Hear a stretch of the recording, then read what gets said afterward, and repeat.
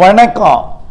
செல்வகுமாரின் வடகிழக்கு பருவமழை குறித்த ஒரு வானிலை எச்சரிக்கை.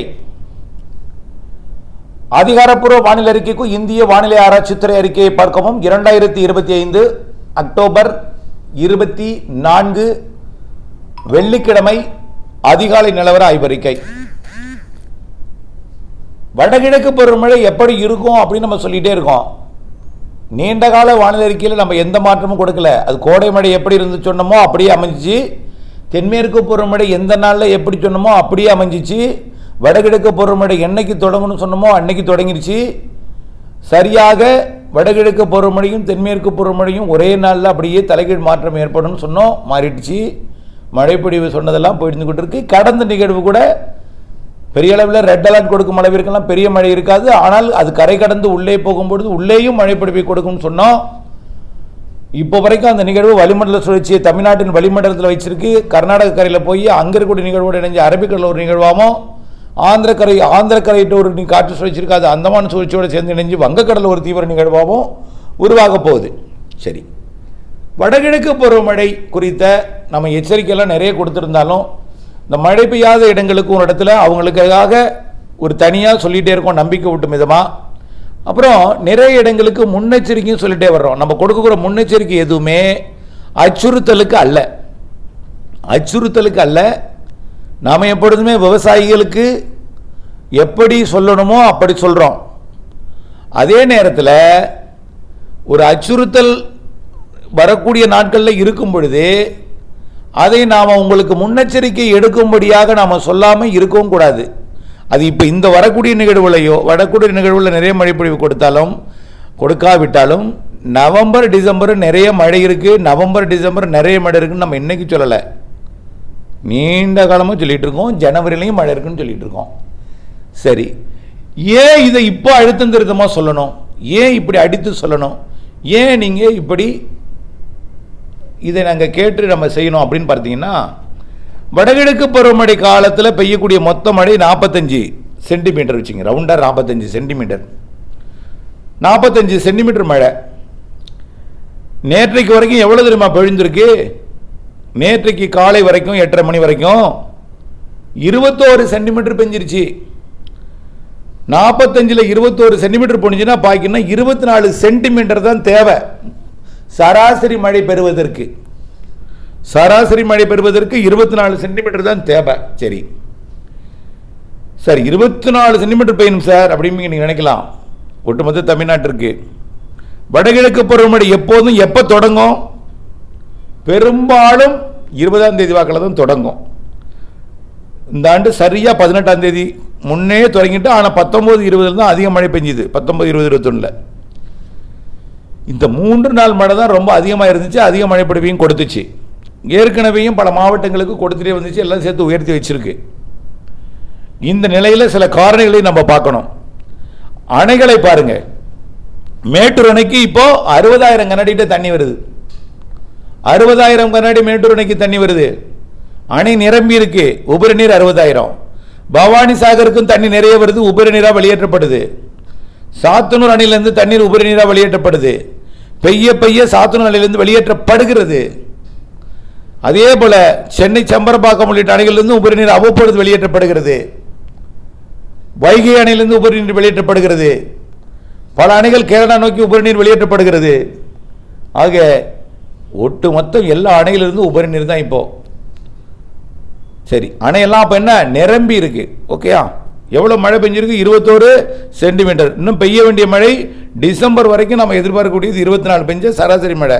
அந்த சராசரி 24 சென்டிமீட்டருங்கிறது இந்த மாத இறுதி இந்த நிகழ்வோ அல்ல இந்த நிகழ்வோ ஆந்திரா போயிட்டுன்னா அடுத்து வருது பாருங்க, 3ஆம் தேதியிலேருந்து 10ஆம் தேதி வரை ஒரு நிகழ்வு, அதுவே கொடுத்துடும் 24 சென்டிமீட்டர். அப்போ கிட்டத்தட்ட நவம்பர் 10ஆம் தேதிக்குள்ளார 15ஆம் தேதிக்குள்ளார இந்த 24 சென்டிமீட்டரும் கிடைச்சிடும். அப்போ நவம்பர் 10ஆம் தேதிக்குள்ள 15ஆம் தேதிக்குள்ளரையே பெய்ய வேண்டிய மழை பெய்திடும். அப்புறம் அதுக்கு மேலே பெய்ய வேண்டிய மழை உபரி மழை, கூடுதல் மழை, சராசரிக்கு அதிக மழை. பொதுவாக மழைப்பொழிவோட பீக் டைம்லாம் இப்போ எப்போ இருக்குன்னு பார்த்தீங்கன்னா நவம்பர் பிற்பகுதி, டிசம்பர் முற்பகுதி, அப்போ அந்த தான் அதிகமாக இருக்குது. இப்போ எல்லாம் டிசம்பர் மாதம் தான் மழை. ஐப்பசியில் பெய்யறதில்லை, பெரும்பாலும் கார்த்திகையில் தான் பெய்யுது, மார்கழியிலும் தொடருது. இந்த வருஷமும் இது ஒரு சாம்பிள் அப்படின்னு சொல்கிறேன். இப்போ பெஞ்சிருக்கிறது எல்லாம் என்னது, ஒரு சாம்பிள். அப்போ மெயின் மழை எப்போ இருக்கு, நவம்பர் டிசம்பர். நவம்பர் டிசம்பர் ஜனவரி முற்பகுதியில் தான் இருக்கு அதிக மழையே. தென் மாவட்டங்கள் உட்பட, கேரளா உட்பட, தெற்கு கர்நாடகா, தெற்கு ஆந்திர பிரதேசம், தமிழ்நாடு, புதுச்சேரி, காரைக்கால், மாகே, ஏனாம் உட்பட நிறைய மழை இருக்கு. இருக்கக்கூடிய வானிலை அமைப்பு எல்லாமே நேற்றைக்கு அறிக்கையில் சொல்லிட்டார். ரொம்ப எல்லாமே கை கொடுக்குது. எம்ஜிஓ 100% உறுதியா நிக்குது, 100% உறுதியா நிக்குது. கொஞ்சம் கூட அதில் எம்ஜிஓ விலகுவதற்கு வாய்ப்பு இல்லை. எம்ஜிஓ என்ன, நிலநடுக்கோட்டுக்கு தெற்கே நிகழ்வு உருவாகி நீராவி காற்றை வடக்கு நோக்கி அனுப்புவது, வட அரைக்கோளத்திற்கு தமிழ்நாட்டுக்கு வரக்கூடிய நிகழ்விற்கு அனுப்புவது, தமிழ்நாடு தென் மாநிலங்களுக்கு வரக்கூடிய நிகழ்வுக்கு அனுப்புவது.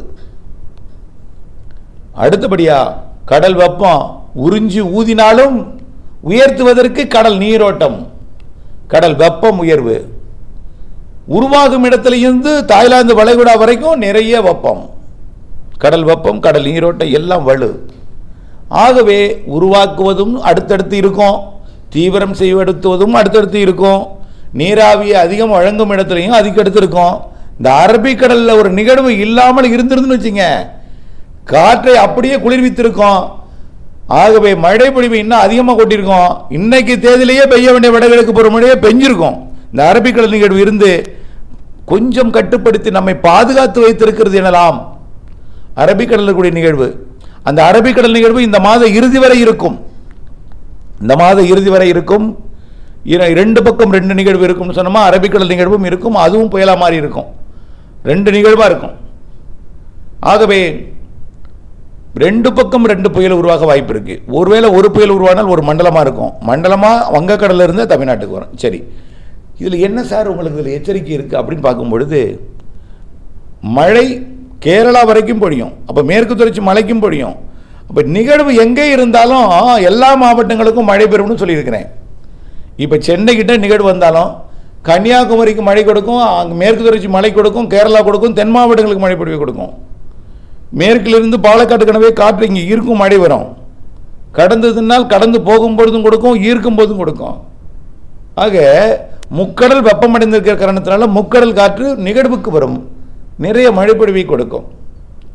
அதனால நாம அணையெல்லாம் நிரம்பி இருக்கிற காரணத்தினால அணை மழை ஒரு 10 சென்டிமீட்டர் பெஞ்சா, இப்போ சாத்தனூர் அணையில் ஒரு 8000 கனடி திறக்கிறாங்க. 15 சென்டிமீட்டர் பெஞ்சா 8000 கனடி திறக்கிறாங்க. 20 சென்டிமீட்டர் பெஞ்சா 20000 கனடி திறப்பாங்க. 30 சென்டிமீட்டர் பெஞ்சா கூடுதலாக திறப்பாங்க. இப்போ அங்கே மட்டுமா, மேட்டூர் கூட பெரிய இருக்குது, 2 லட்சம் கனடி, 3 லட்சம் 4 லட்சம் வரைக்கும் போகும். கொள்ளிடம், அந்த கொள்ளிடம் கரையிலையும் நிறைய பேர் கரையோரமாக இருக்கீங்க.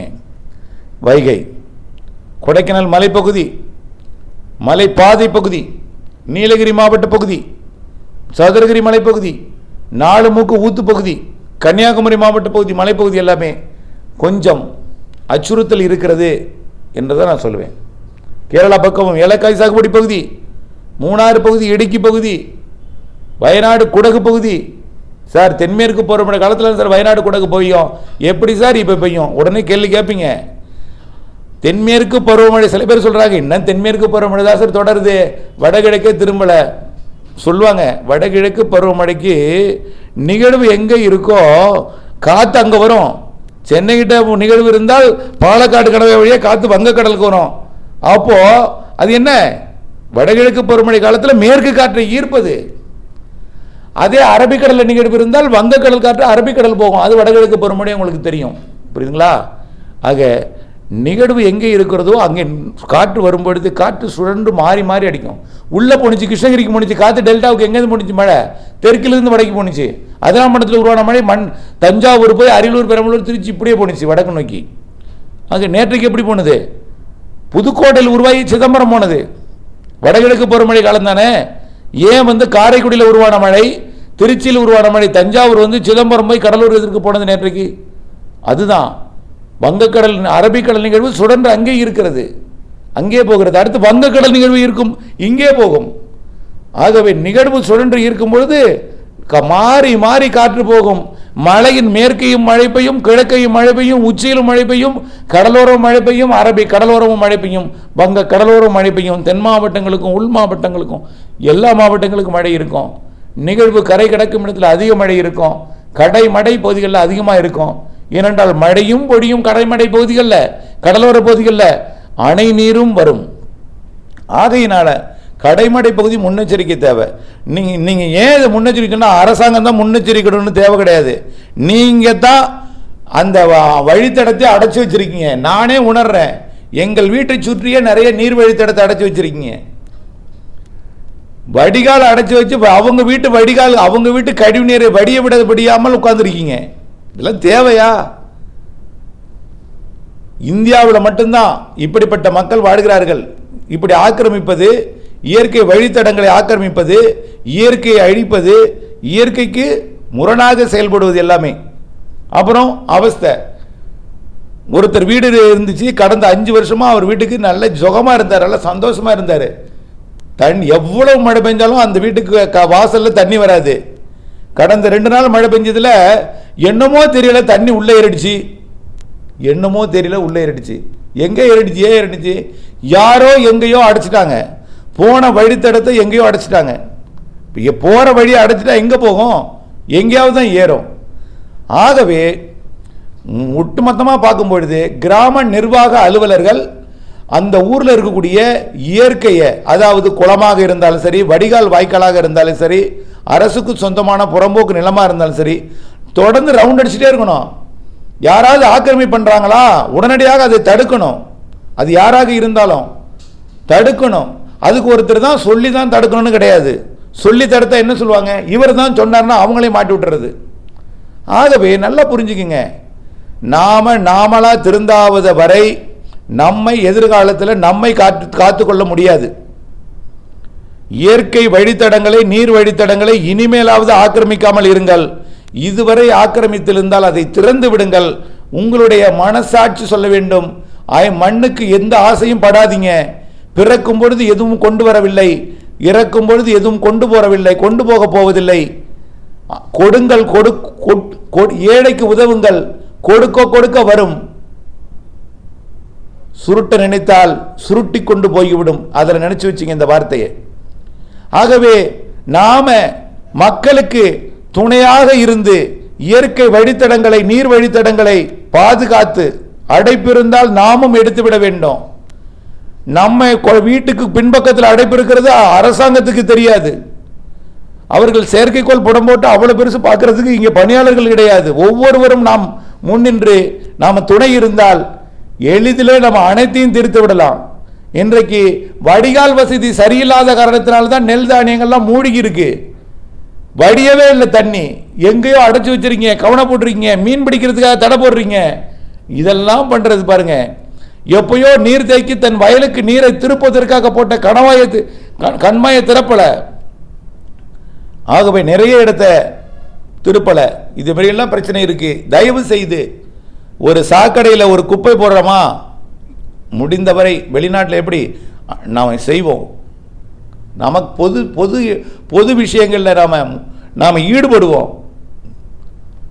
இன்னொருத்தருக்கு ஈடுபடாத அளவிற்கு அவர்களா ஒரு பேருந்து நிலையம் கட்டுறாங்கன்னா அது எவ்வளவு அழகாக ஒரு கட்டியிருக்காங்க. அதில் போய் வெத்தலை பாக்கு வச்சு துப்புறது, அங்கேயே ஒன்றுக்கு போகிறது. நாம தான் பராமரிக்கணும், நம் சொத்து பொது சொத்து. ஆகவே இதெல்லாம் நினைச்சிங்க. அதே போல தான் நம்ம இதுக்கு எதை சொல்றோம்னா, இயற்கையை பாதுகாப்பது நம் கடமை. இயற்கை நீர் வழித்தடங்களை பாதுகாத்தால் வரக்கூடிய பேரிடர்களில் இருந்து நாம் பாதுகாத்துக் கொள்ளலாம். நிறைய மழை இருக்கிறது என்பதற்கான நிறைய ஆதாரங்களை கொடுத்திருக்கிறேன்.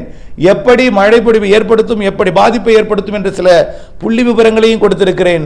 கடலோரம் மழை பொழியும், அணையில் மழை இருக்கும், நீர் திறப்பு இருக்கும், மலையில் மழை அதிகமாக பொழியும், மலையில் உச்சியிலும் பொழியும், சரிவிலும் பொழியும், எல்லாம் நிறைய சொல்லியிருக்கிறேன். ஆகவே தென் மாவட்டங்களுக்கும் பொழியும், உள் மாவட்டங்களுக்கும் பொழியும், வடகடலோரம் வட உள்பகுதிகளுக்கும் பொழியும், எல்லா மாவட்டங்களுக்கும் இருக்கிறது. வடிகால் வசதி சரியாக இருந்தால் நாம் நம்மை காப்பாற்றிக் கொள்ளலாம்.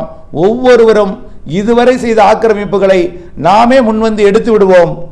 இனிமேல் செய்யாமல் மனசாட்சியுடன் வாழ்வோம் என்று அன்போடு கேட்டுக்கொள்கிறேன். நன்றி.